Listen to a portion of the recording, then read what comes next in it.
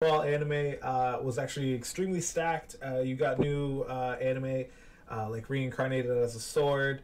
Um, I'm the villainous, so I'm taming the final boss. Hmm. This is like a series where it's like I'm the villainous, so blank. I don't know where to start with the series, and I kind of don't care. A lot of Gundams came out, some other shows as Hmm. well. Berserk, the Golden Age arc came out. The Eminence in the Shadow to Your Eternity season two. So it was a very stacked um, anime season. We don't watch everything because we can't watch everything. No person in the world can maintain a life and watch this much anime. So we're gonna be talking about things that we've seen. I've seen Blue Lock. As a Brazilian, I applauded Japan for actually like making soccer interesting for the next generation. Because Americans, we hate that shit. We hate to see soccer everywhere. But as a Brazilian, I'm happy that they did soccer anime right. Um, though only the first half of the season was like fully out. I definitely give it a 9 out of 10. Gypsy, have you seen it? Yes, I have seen it, and I gotta say that believe it or not, I am into soccer as well. Um, but but I do not call it soccer. Um, for I like to call it by its original name, football. So I consider it football instead of instead of soccer. So, but besides all that, I do like the dynamics of every single character. Especially I forgot his name, but he's the dribbler for in Oh, team Z. the dude with black and blonde hair. Yeah. Yeah. Love the hell out of him, and I like the main character. I forget his name, but I love him. I did not like the guy that well, at first I did not like the I liked the guy who that always had his eyes closed, but then found out that he was He's a bitch. He's a all about bitch. himself. Yeah. Yeah, Um, he's a total that bitch. that DJ Khaled song. All I do is win, win, win. No, yeah, that's him. Yeah, He's a bitch, but we're not gonna go into like super character dynamics. Um, right. what do you give the show, like on a scale of I 1 to 10?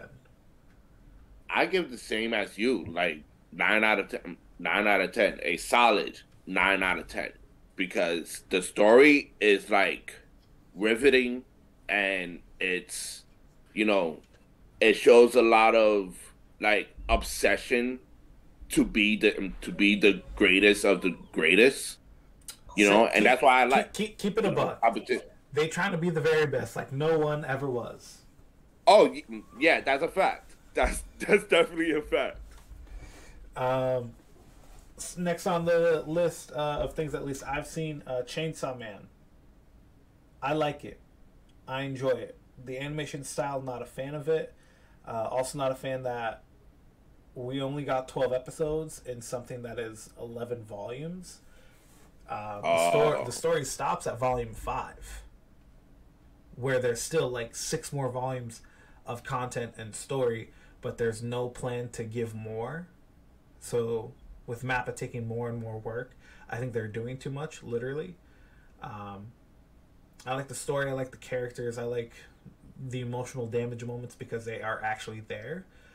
However, yeah, just like not a fan.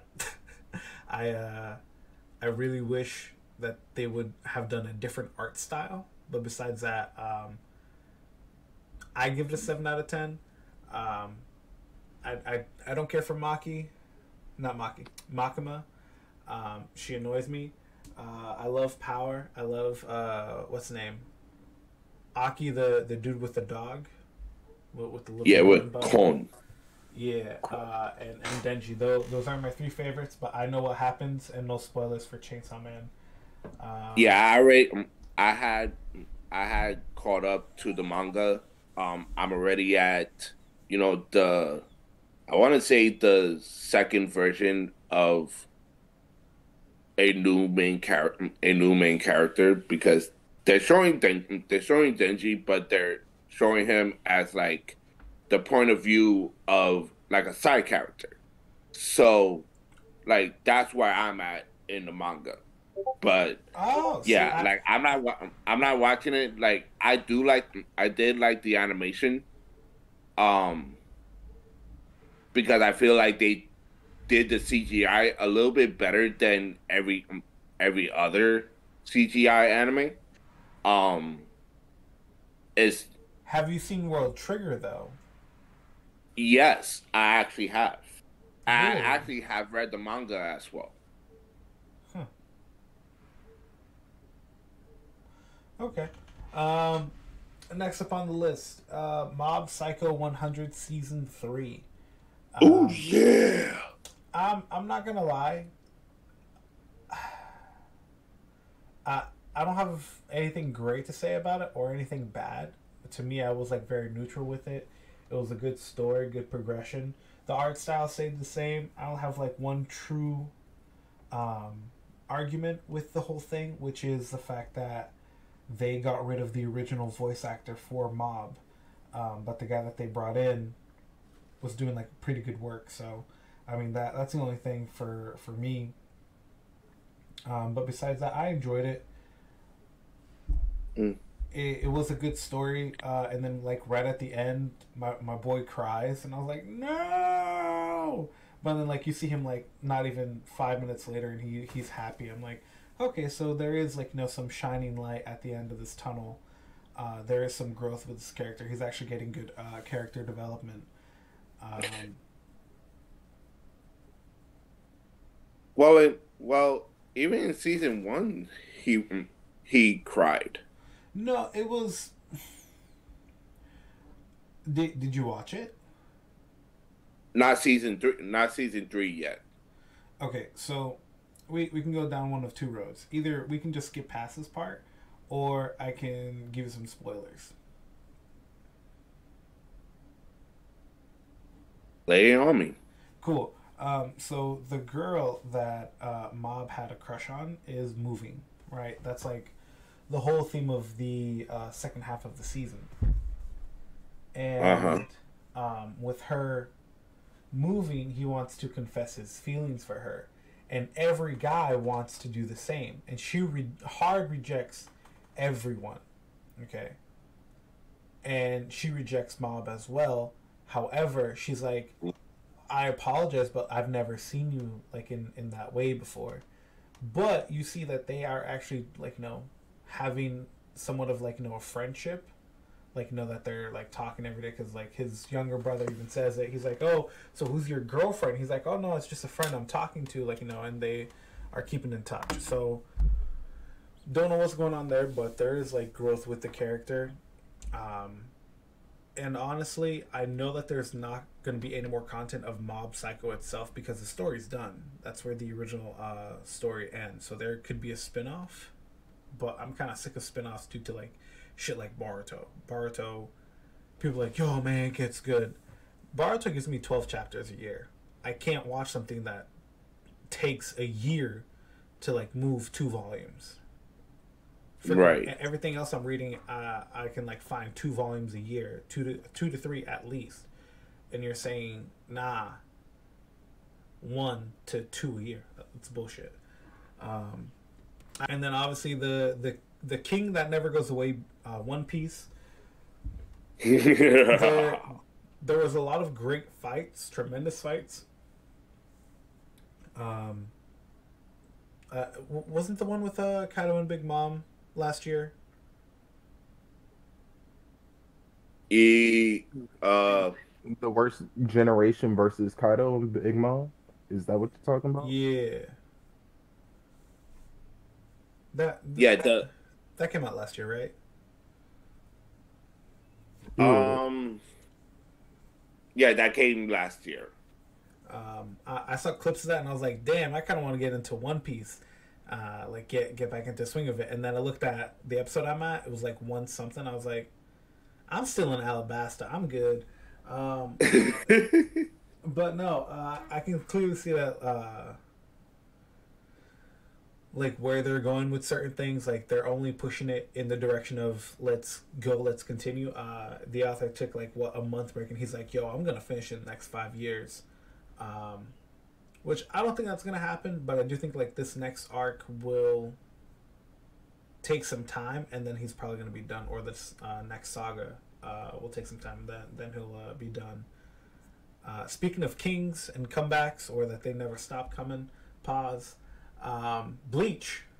That was a horrible segue. I apologize for that segue. That was a horrible segue. But yeah, Bleach. Oh Lord. Sage, please, something. Alright, you know. Why did no one stop me? Were we just gonna start talking about Kenpachi off the bat? Like, cause maybe you might have forgot, but you know, Kenpachi, you know, it's Kenpachi, and you know, I get there can only be one, but we got to witness two Kenpachis at the same time. All right, and the old one was like, you know, it smelled like bitch in here. How can I make a man out of here? No, he's not wrong though. And the thing with that, and obviously I like explaining things instead of leaving things like a little bit too wide open in case people don't like fully understand, or they're like a little bit lost. And I skipped over JoJo's, but we'll get back to that in a second. Kenpachi has always been built different. Kenpachi Saraki, he has always been built different, for the reason that he's always had his Bankai, but because he was so powerful, he unconsciously split that into the child, the chick that's always like, you know, on his back. And I'm like, bro, that's so weird. Kenny? Kenneth? But it's and I knew something was up in like the OG Bleach when you look at the swordsmen, right? Not the swordsmen, but all the soul reapers. Their stance, right? You take your dominant hand and you place your weapon on your non-dominant hip or non-dominant back, right? So if I'm right-handed, the sword's gonna be on my left side, so the hilt's gonna be on the left side, so I can pull it out. Pause. Why am I doing this right now? This is unintentional. Okay. You guys have no clue how unintentional this is, but it just is what it is. We were here. We were focused. You were the one that went down the gutter, sir. You know, I get Shadow's not here. I get Shadow's not here, but don't let his dominating presence in your mind just take over. Okay, we were here with you. Yeah. Focus. So the sword will always be on their non-dominant arm, so that like, you know, when they go to fight, it's of ease of access moment. But the girl is always literally on his back, on his left shoulder, and I'm like, that's weird. And they come to find out, anything else weird? I read it. So What's her rank? What's her rank? Isn't she lieutenant? Yes, that's my point. That's literally my point. Before you even explain the whole sword thing, she's the lieutenant. How is the little kid a lieutenant? What skills she got? She ain't need to have no skills. She just has that massive spiritual pressure. She has massive spiritual pressure, and she can summon beasts. My point exactly. That's why she's a lieutenant,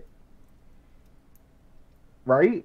Like very huge beasts. But nobody questioned why are they paired together, except for once the backstory got revealed, which was very early on. But still, it's like, no, it's odd, dude. It's the fact that the previous Kenpachi had to go and deal with the Kenpachi Zaraki when he was a kid, and because you send a monster to deal with a monster, and he bodied her that she got a scar, and I was like, "Yo, what?" Yeah.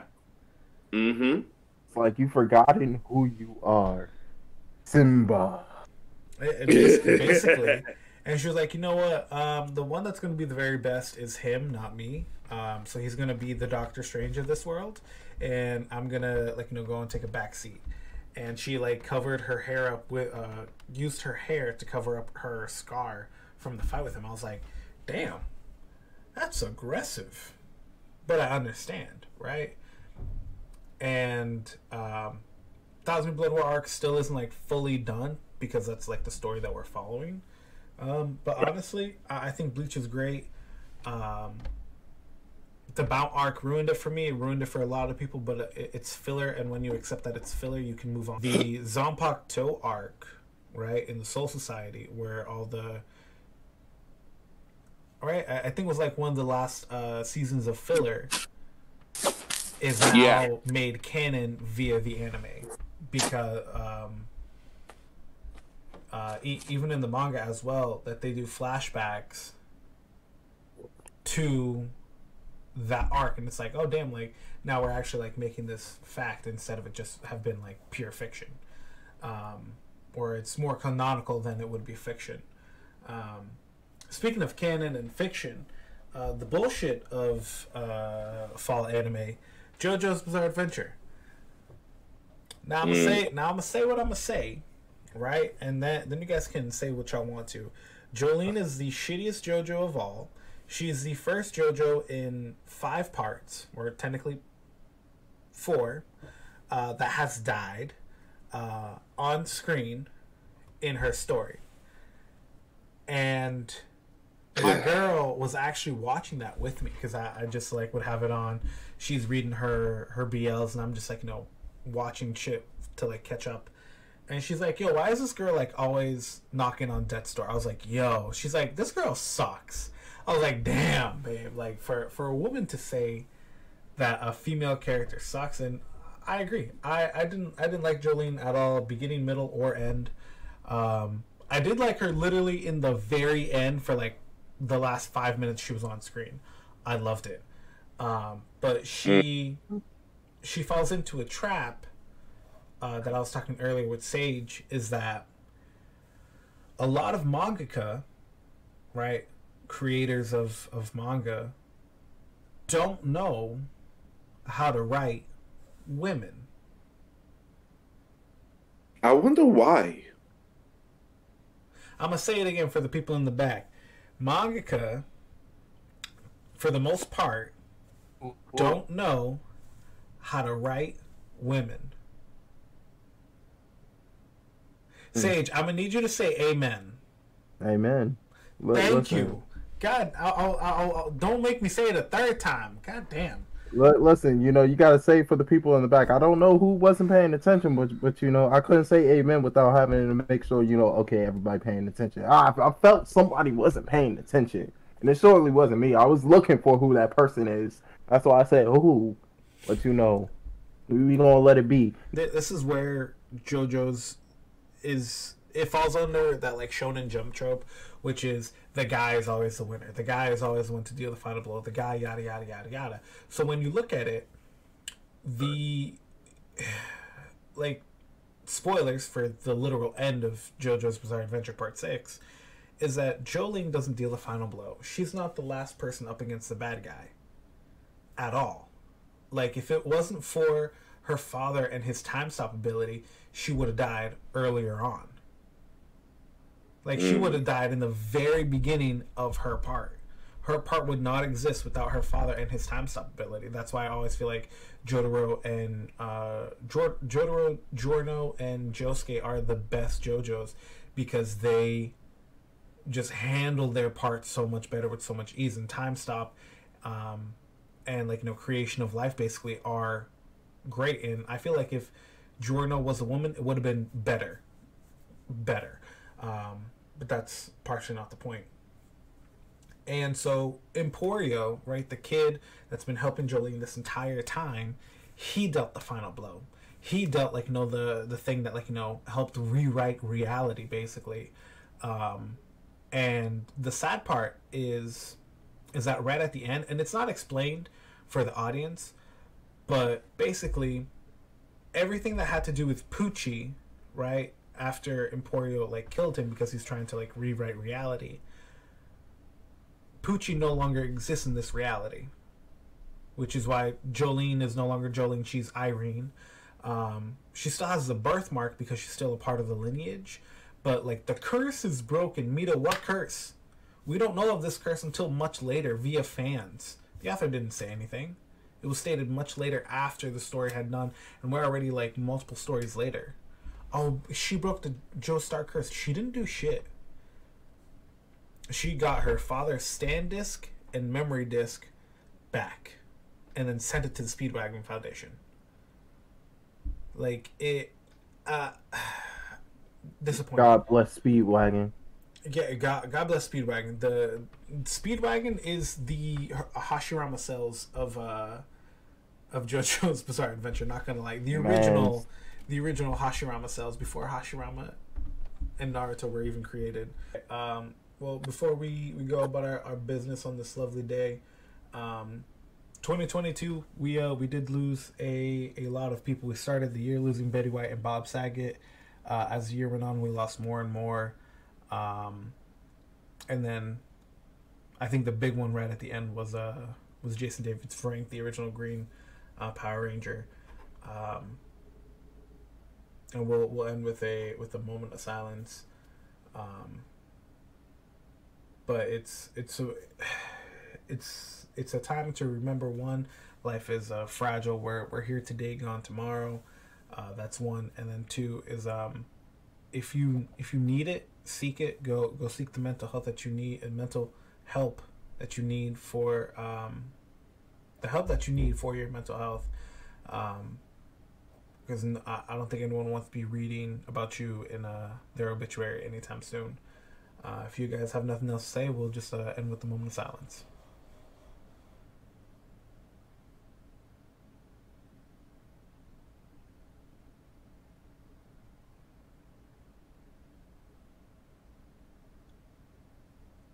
Alright, so with that moment of silence, y'all, we wish to see you back at the next episode. We got more episodes planned for you this year. Don't forget to hit that like, hit that follow. Follow us on all of our social medias, which will be linked down below. And till next time, peace.